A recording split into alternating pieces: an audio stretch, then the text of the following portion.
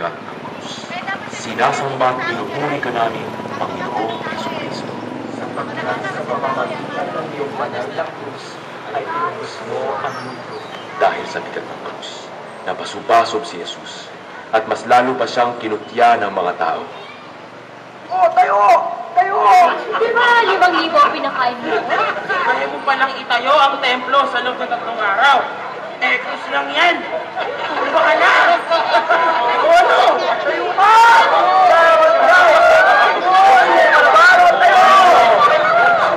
Ano ba?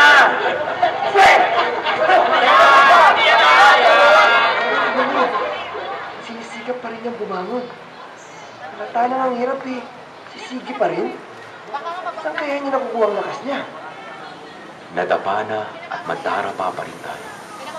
Lalo na sa ating pagsisikap na sundan si Jesus. Wala namang perpekto sa atin. Akalain man natin ito. Gusto man nating isipin na pagkabait-bait na natin, pagkalapit-lapit na sa Diyos, hindi natin maalis ang ating pagkamakasarili. Matitisod tayo, lalo na sa mga batong hindi natin makikita. Mga kahinaan sa ating sarili na wala tayong kamalayan o ayaw natin kilalanin.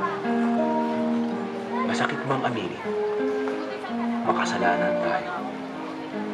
Ngunit sa pag-amin ito, nagsisimula ang pagbabago. Mahirap maging tunay na Kristiyano at maraming beses nawawalan tayo ng loob kaya sinasabi na lang natin, ayoko nang sumuko sa Diyos kasi hindi ko naman kaya. Pero kaya nga tayo kailangang sumuko sa Diyos dahil hindi natin kaya.